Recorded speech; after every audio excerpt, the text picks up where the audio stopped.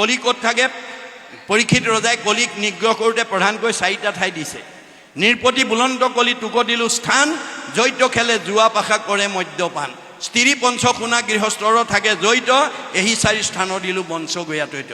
প্ৰথম এই 4টা ঠাইলৈ আমাৰ পৰিয়ালৰ যাতে সদস্য গাঁওখনৰ কোনো যাতে যাব নোৱাৰে তাৰ প্ৰতি জ্যেষ্ঠসকলে অকণমান চোকা দৃষ্টি ৰাখিব। জুৱা পাশা খেলা ঠাই, মদ্যপান কৰা, পৰস্ত্ৰী আসক্ত, হিংসা ধৰ্ম।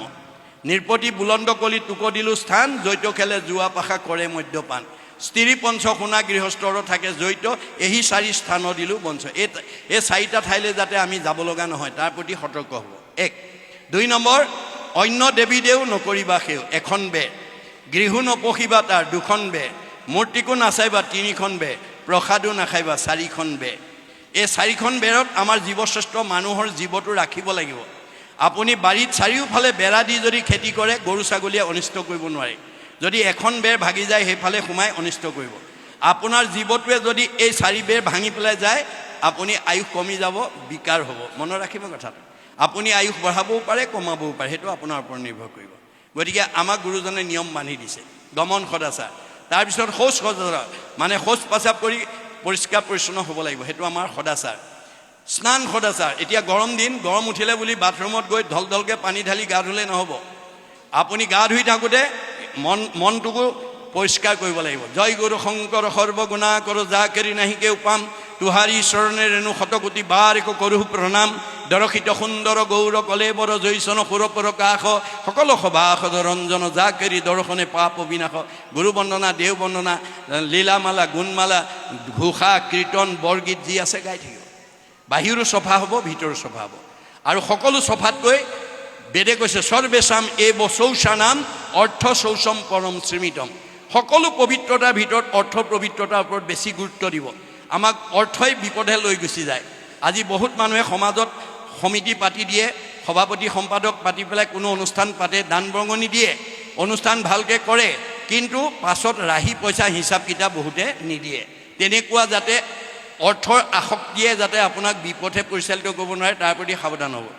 কাৰণ আপুনি যদি হিচাপ নিদিয়ে আপোনাৰ পৰৱৰ্তী সময়ত আৰু সমাজে কেতিয়াও আপোনাক সেই দায়িত্ব দি পেলাই অনুষ্ঠান আগবঢ়াই নিবলৈ বিশ্বাস নকৰে। মনত ৰাখিব কথাটো। ধনৰ পবিত্ৰতা যি ৰাখিব তাতকৈ আৰু পবিত্ৰতা দ্বিতীয় নাই। তাৰপিছত আহিলে অন্ন সদাচাৰ। অন্ন সদাচাৰ ক্ষেত্ৰত আমাৰ আইসকল বিশেষ প্ৰাধান্য দিব লাগিব। বিবাহিত আইসকলক বেদৰ মতে বিয়া হোৱাৰ দিনাখন 7টা প্ৰতিজ্ঞাত প্ৰতিজ্ঞা কৰে। তাৰে প্ৰথম প্ৰতিজ্ঞাটো কিহৰ ওপৰত কৰাইছিল? অন্ন লাভৰ কাৰণে তুমি প্ৰথম খোজ আগবঢ়া। তেতিয়া আইগৰাকীয়ে কৈছিল আজিৰ পৰা ধন ধান অন্ন ব্যঞ্জন আদি মোৰ অধীন হ'ব, সেই অৰ্থে মই প্ৰথম খোজ আগবঢ়াইছোঁ বুলি সোঁ ভৰিটো আগলৈ উত্তৰ ফাললৈ এখোজ আগবঢ়াইছিল। গতিকে 7টা প্ৰতিজ্ঞাৰ ভিতৰত প্ৰথম প্ৰতিজ্ঞাটো অন্নৰ ওপৰত কিয় কৰা হৈছিল? আইগৰাকীয়ে ৰন্ধন কৰি দিয়া অন্ন স্বামীকে প্ৰমুখ্য কৰি শহুৰ শাহুৰ পৰিয়ালবৰ্গ আলহী অতিথিক খুৱায়। আইগৰাকীয়ে প্ৰস্তুত কৰি খোৱা অন্নৰ পৰা আমাৰ প্ৰত্যেকৰ শৰীৰত 7 ধাতু সৃষ্টি হয়। অন্ন খালে ৰস, ৰসৰ পৰা তেজ, তেজৰ পৰা মাংস, মাংসৰ পৰা মেদ, মেদৰ পৰা হাড়, হাড়ৰ পৰা মজ্জা, মজ্জাৰ পৰা শুক্ৰ, শুক্ৰৰ পৰা সতি সন্তান হ'ব। অন্ন শুদ্ধ হ'লে ব্ৰহ্ম শুদ্ধ হ'ব, ব্ৰহ্ম শুদ্ধ হ'লে সতি সন্তান শুদ্ধ হ'ব। গতিকে অন্ন কেনেকৈ ৰান্ধিব লাগে আমাৰ গীতা ভাগৱতে কৈ থৈছে। সকলো মানুহ জাতিৰ কাৰণে দেই, কোনো জাতি জনগোষ্ঠী সমাজৰ কাৰণে নহয়। মনত ৰাখিব কথাটো। সবে কৃষ্ণটো পৰ জানিবা নিশ্চয়, অৰ্পণা নবলে কিছু ফল নহয়। আপুনি যি সমাজতে নাথাকক, যি ধৰ্মই নলওক, কিন্তু অন্ন ৰান্ধোতে আপুনি ঈশ্বৰত অৰ্পণ নকৰাকৈ নাৰান্ধিব।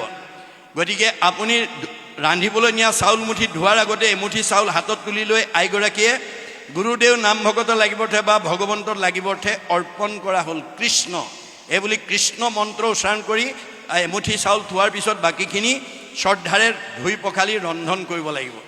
আৰু খাবলৈ দিওঁতেও কৃষ্ণ মন্ত্ৰ উচ্চাৰণ কৰি দিব লাগিব। কৃষ্ণ মন্ত্ৰ হীন দ্ৰব্য মতিতাৰ দুষ্টা, অন্ন জল সুৰাতাৰ কুকুৰৰ বিষ্টা। আমাৰ বেদে কৈছে, ভগৱানে কৈছে যে অন্ন খাবলৈ দিওঁতে যিগৰাকী আয়ে কৃষ্ণ খাওক বুলি নকয়, তেওঁ যিমান সুন্দৰকৈ ৰন্ধন কৰি নিদিয়ক তাত 5টা পাপ লাগি আছে। আমাৰ প্ৰত্যেকখন গৃহস্থী ঘৰত ৰাতিপুৱা শুই উঠাৰ পৰা গধূলা খোৱালৈকে কৰ্মবিলাক কৰোঁতে অবাঞ্ছিত 5টা পাপ হয় বুলি কৈছে গীতা ভাগৱতে। কন্দনি, পেশনি, চুলি, কলসী, মাৰ্জনী। সংঘ অনাসংঘ বামুণীয়া কীৰ্তনীয়া বুলি কথা নাই, সকলো গৃহস্থী ঘৰতে এই 5টা পাপ হ'বই। 1 নম্বৰ কন্দনি মানে ঢেঁকী বা মিক্সাৰত জা জলপান প্ৰস্তুত কৰিলে ব্ৰহ্ম হত্যা হয়, তাত এটা পাপ লাগে। পেখনি মানে পতাত মছলা পিছা, সৰিয়হ পিছা, আদা পিছা, জলকীয়া পিছা, নহৰু পিচি অন্ন তৈয়াৰ কৰোঁতে তাত ব্ৰহ্ম হত্যা হয়, তাত পাপ লাগে। চুলি মানে জুহালত বা গেছত ৰন্ধনশালাত অন্ন তৈয়াৰ কৰোঁতে তাতো ব্ৰহ্ম হত্যা হয়, তাতো পাপ লাগে। কলহী, কলহ বা কোনো পাত্ৰত পানী আনিলে চকুৰে মনিব নোৱাৰা জীৱাণু আহে আৰু গৰম কৰি মাৰি পেলোৱা হয়, তাতো ব্ৰহ্ম হত্যা, তাতো পাপ লাগে। মাৰ্জনী, ঠাইঘৰ সাৰোঁতে মচোঁতে সূতা বাঢ়নি জাৰুত লাগি চকুৰে মনিব নোৱাৰা পোক পৰুৱা মৰে, গতিকে তাতো ব্ৰহ্ম হত্যা, তাতো পাপ লাগে। তাৰ দুখে গৃহবাসী স্বৰ্গকো নাযায়। সেই 5টা পাপ যে আমাৰ অবাঞ্ছিতে হৈ থাকে, সেই 5টা পাপৰ কাৰণে সেইখন ঘৰত বাস কৰা জীৱকেইটা বৈকুণ্ঠ দূৰৰ কথা স্বৰ্গলৈকে যাব নোৱাৰে। কৃষ্ণ অৰ্থে কৰি কোনো মুকুতি গো পায়। আইগৰাকীয়ে যদি কৃষ্ণ মন্ত্ৰ উচ্চাৰণ কৰি যদি ৰন্ধন কৰিব পাৰে, কৃষ্ণ বুলি কোৱাৰ লগে লগে হৰিনাম হুতাখন পাপ সুখান বন, খনেকতে দহি কৰে চন। আইগৰাকীৰ কৃষ্ণ শব্দটোৱে সেই সময়লৈকে হোৱা পাপকেইটা শুকান বনত জুই লগাৰ দৰে পুৰি পেলাই বুলি কৈছে। মনত ৰাখিব কথাটো।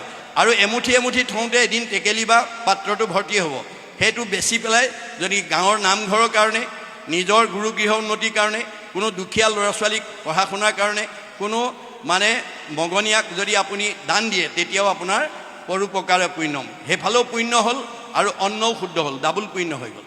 এই আদৰ্শৰে আমি ৰন্ধন কৰিবলৈ আইসকলে বিশেষকৈ গুৰুত্ব দিব লাগিব।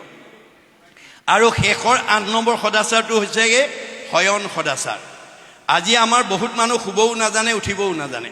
টোপনি ধৰিল বুলিয়ে গৰম দিন, ফেন চলি আছে, কোমল বিচনা পাৰি থৈছে, প্ৰটিনযুক্ত আহাৰ পেট ভৰাই খাইছে আৰু বিচনাত গৈ ধপংকে পৰি দিছে। তেনেকুৱা অভ্যাস আছে যদি এৰিব দেই। আমি কেনেকৈ শুব লাগে মহাপুৰুষ মাধৱদেৱে আমাক ঘোষাত নিয়ম বান্ধি দিছে। দুঃস্বপ্ন নাশন ইটো মাধৱ মাধৱ নাম, দুষ্ট গ্ৰহ ভয় বিনাশন, পৰম সম্পদৰ ৰূপ জানি মাধৱৰ নাম, সৰ্বদায়ে কৰিও কীৰ্তন। মহাপুৰুষ মাধৱদেৱে জীৱশ্ৰেষ্ঠ মানুহ তৰিবৰ কাৰণে এফাকি দুফাকি নহয়, 1000 এফাকি ঘোষাৰে এখন শাস্ত্ৰ ৰচনা কৰিছে, যাক নামঘোষা বুলি কোৱা হয়। যিখন শাস্ত্ৰ পৃথিৱীৰ সৰ্বশ্ৰেষ্ঠ শাস্ত্ৰ বুলি শাস্ত্ৰত উল্লেখ আছে। পৃথিৱীতো ধৰ্মশাস্ত্ৰ আছে যত সবাহাৰে সাৰ আছে ঘোষাৰৰ মধ্যত।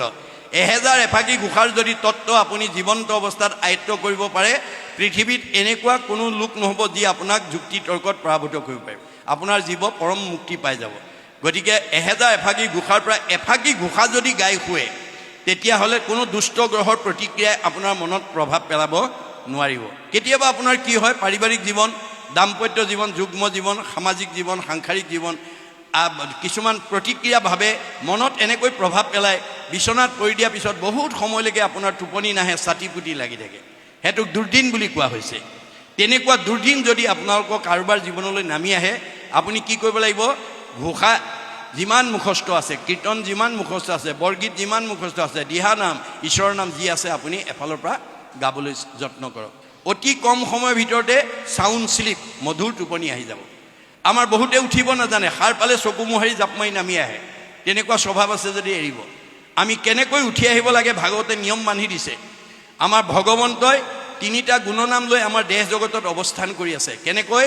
ব্ৰহ্ম, পৰমাত্মা, ভগৱন্ত একে তত্ত্ব, একৰ একে 3 নাম লক্ষণ ভেদত 3টা গুণনাম লৈ আমাৰ দেহ জগতত অৱস্থান কৰি আছে। কেনেকৈ? প্ৰথম ব্ৰহ্মৰূপে আপোনাক চৈতন্য জীয়া মানুহ কৰি ৰাখিছে। আপুনি দুৰ্ঘূৰ টোপনি গ'লেও আপুনি মানে জীয়াই থাকে। এজন টোপনি যোৱা মানুহে ক'ব পাৰে নেকি মই মৰিলোঁ নে জীয়াই আছোঁ? নোৱাৰে। তথাপিতো আপোনাক জীয়াই ৰাখে কোনে? ব্ৰহ্ম শক্তিয়ে। সাৰ পোৱাৰ লগে লগে চকুৰে দেখে, কাণেৰে শুনে, মুখেৰে খাই, হাতেৰে কৰে, ভৰিৰে যায়। ইন্দ্ৰিয়বিলাকক চৈতন্য কৰি ৰাখিছে কোনে? পৰমাত্মাই। আৰু সৃষ্টি স্থিতি প্ৰলয়ৰ গৰাকী ভগৱন্তই আপোনাৰ যথাকৰ্ম তথা ফল দিবৰ কাৰণে বাট চাই আছে।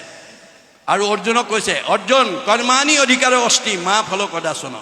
তোমাক মই কামৰ অধিকাৰে দিলোঁ, মোৰ পৰা ফল নিবিচাৰিবা। অৰ্জুনে ক'লে, যদি ফলেই বিচাৰিব নালাগে, মই তোমাক চিন্তা কৰা মোৰ প্ৰয়োজনেই বা কি? তেতিয়া কৃষ্ণই হাঁহি পেলাই উত্তৰ দিছে, কৃষ্ণে বোলে শুনাত আৰু সেইটো মহাবল, নুখুজিলে ঈশ্বৰে আপুনি দেন্ত ফল।